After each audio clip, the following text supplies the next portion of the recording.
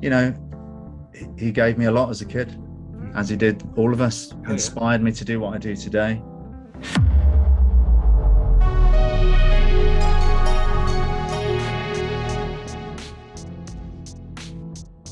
Hey guys, I'm sure many of you know, but on October 18th, 1960, 62 years ago from today, a legend was born. Jean-Claude Van Damme, or back in the day better known as Jean-Claude Van Varenberg. But I wanted to wish him a happy 62nd birthday. Now, I don't know if he's going to see this or not, but basically, I think us fans need to show appreciation. And not because he's a celebrity. Like, in general, like, I don't really care about celebrities, but people like Jean-Claude Van Damme and Stallone, they're so much more. I mean, sure, they entertained millions of us, but for a lot of us, they did a lot more than entertain. They inspired us, they motivated, they helped reshape our lives. So a lot of people, they look up to certain individuals that they can aspire to, and Van Damme's one of those individuals, especially if he grew up watching movies like Bloodsport, Kickboxer.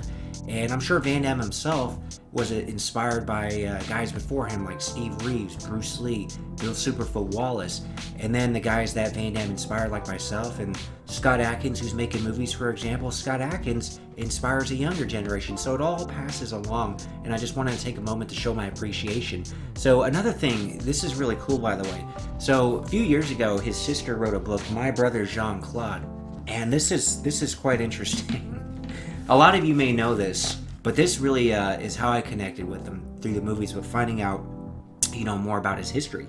So his sister says, when Jean-Claude was 10 years old, as muscly as a twig and extremely shy and insecure. I know a lot of us can relate, and when you think about that, look what he was able to do to transform himself. Like, even if he never got into movies, but transforming himself into that physique and the gracefulness, the beauty, the martial arts, it's like, that was, I was that shy, skinny 10-year-old kid with glasses, and finding out that Van Damme was somewhere, I'm like, oh, I gotta transform my life. Now, granted, I didn't become a movie star or anything, but a lot of us who transformed our lives through weightlifting, martial arts, etc., we became like these guys that he portrays in the movies, right? It really set us on a course of life that was quite special because you learn like the discipline it takes, right?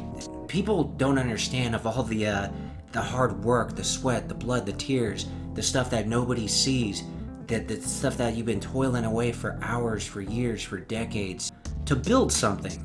And it builds a lot more than your body. It builds character, it builds discipline, it builds a certain level of toughness, and you can take that and utilize that to get you through like other parts, difficult parts of your life that you run into. So, stay until the end of the video, by the way, because I want to share something that nobody really talks about. And it's really, look, Van Damme had like all these raw ingredients. I mean, going by the book, it doesn't sound like he started off that way, but he built it. But there's something more. The most important thing that he had that nobody really talks about. I'm going to talk about it at the end of this video, but first, I had recently interviewed Scott Adkins, and we talked about Van Damme, and I'll release that video tomorrow, talking about Van Damme and a bunch of other stuff, but I took a couple snippets from that because he is somebody that was inspired and appreciates Van Damme too, so it was only fitting to kind of put some of those snippets in this video, which I'll share right now. Jean-Claude Van Damme, Stallone, all those guys. You hold these guys in such high esteem as a kid that you never can get rid of that. All those like wonderful experiences that they gave you as a kid watching their movies. It's all still there. He gave me a lot as a kid, as he did all of us. Inspired me to do what I do today. Inspired me to, make my physique as good as I could make it and to train as hard in martial arts. I loved those movies, and he's part of the reason that I do this today. And it is what it is, that is the truth, and I'm not afraid to say it. He was one in a million, wasn't he? I mean, he's a good-looking guy, incredible physique, the best physique I've ever seen on a man. Let's be honest. He's a beautiful man if you watch Bloodsport. I mean, that's you watch that as a kid. Good-looking, like, his physique's incredible. Look like this. His arms, he's huge, and the martial arts and everything. He's like he had it all. He had the whole package. And those guys, they come around every so often. But the one thing that people don't really talk about, and I've talked to people that were with Van Damme back in the day, right, in the 80s, and so I guess he moved out to California back in 1982 with his good buddy Michel Kesey, and they struggled for a while.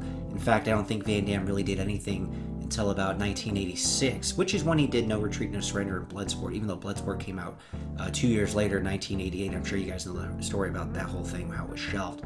But the one thing that those people told me who knew Van Damme at the time that nobody really talks about, it's like he was so driven, like he had to succeed. You want to know how I did it?